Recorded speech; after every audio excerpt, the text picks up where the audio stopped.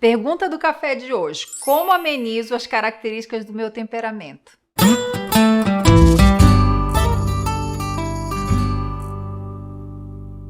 Quando a gente olha para esse aspecto de amenizar características, a gente pensa, logicamente, em características que não são tão positivas. Então, seriam aquelas fragilidades, aqueles pontos que nos deixam mais vulneráveis, que nos expõem, que muitas vezes faz com que a gente não consiga alcançar os nossos objetivos. Então, vale a pena olhar em cada temperamento aspectos que podem ser prejudiciais em termos dessas características. Mas também é importante a gente entender que cada temperamento tem essas características e, novamente, são tendências, elas não são absolutas. Por quê? Porque a gente não tem apenas um único temperamento, a gente tem mais de um temperamento. Inclusive, se você ainda não fez o seu teste, faça o seu teste, que está aqui na descrição do vídeo.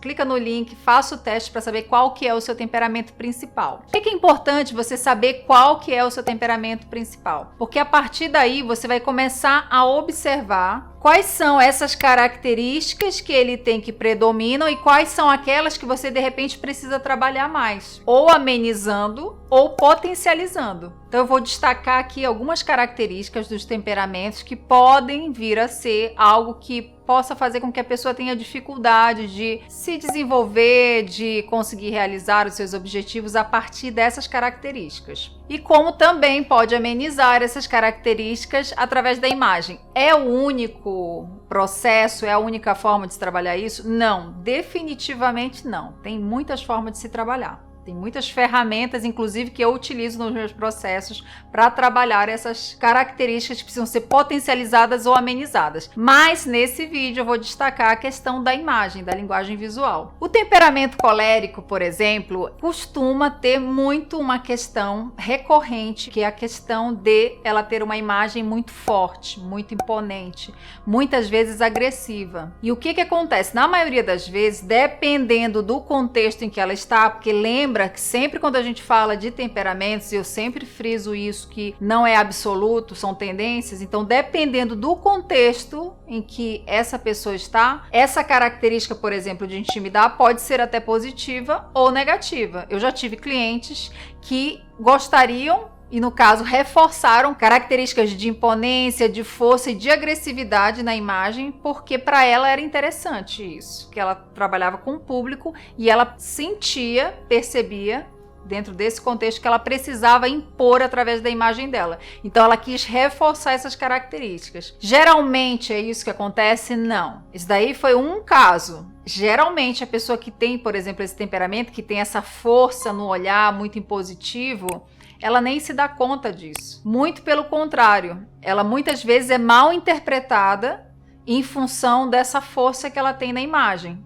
Então, quando ela se dá conta disso, ela começa a entender porque muitas vezes as pessoas têm medo dela e ela não entende por quê. Porque muitas vezes as pessoas têm receio de se aproximar dela. Então, o colérico, ele tem essa impositividade, essa agressividade, muitas vezes, na maioria das vezes. Às vezes, ele gosta disso. Inconsciente ou conscientemente ele gosta disso. Por isso também muitas pessoas têm dificuldade de se relacionar com os coléricos, porque além dele ter essa condição de ser muito impositivo, por natureza, ele tem essa expressão carregada também disso. Como o colérico pode amenizar isso? Primeiro, sendo autoconsciente e se incomodando a respeito disso. Tipo assim, não, ok, não quero mais isso, não quero ser mais mal interpretado, porque não é esse o meu objetivo. Estou numa fase da minha vida que eu quero socializar mais, eu quero fazer mais networking, por exemplo, e eu preciso ser mais acessível. Como é que ele pode trabalhar isso em termos de comunicação visual?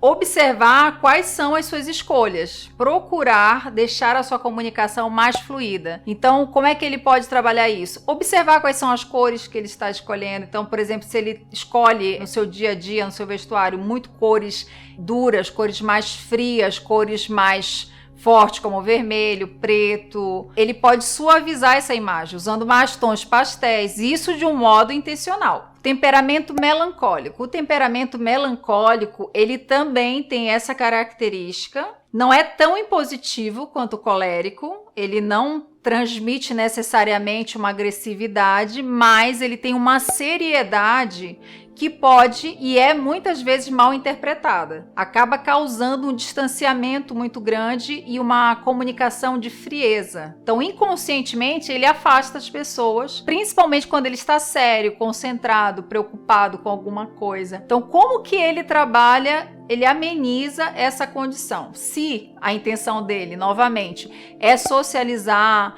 é querer que as pessoas se aproximem mais, porque às vezes a pessoa diz, mas eu não entendo que as pessoas não se aproximam de mim. Um dos motivos é esse, porque essa comunicação não verbal, ela é muito forte. Então, as pessoas, elas não têm consciência disso e elas não entendem porque muitas vezes elas estão sinalizando uma informação que é completamente oposta daquilo que elas querem. E ela consegue trabalhar isso também através dessa linguagem não verbal. Então, pegando esse mesmo exemplo do colérico, né? Se no caso do colérico a gente trabalhou nesse aspecto de amenizar, suavizar em termos de cores, o melancólico ele pode trabalhar isso em termos de deixar a sua comunicação mais leve. Quais são as escolhas que você tem feito até hoje em termos de roupa, em termos de cores, em termos de acessórios para quem utiliza e que você pode fazer diferente? Se você sente essa dificuldade da aproximação das pessoas, procure utilizar roupas diferentes, pelo menos ter uma opção nesses momentos que você quer aproximar mais. Então,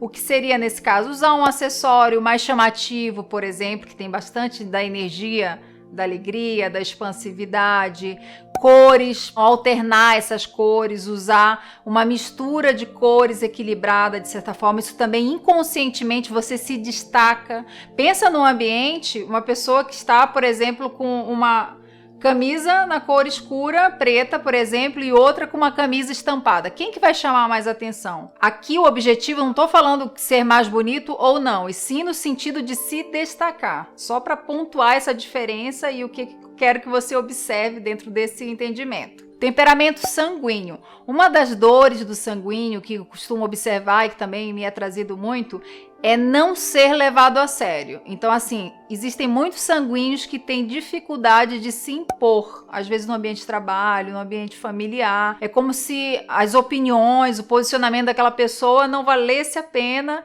Então, assim, ela tem muita dificuldade, às vezes, de fazer com que as pessoas comprem as suas ideias. Então, como é que o sanguíneo ele consegue equilibrar esse excesso de expansividade, esse excesso de energia?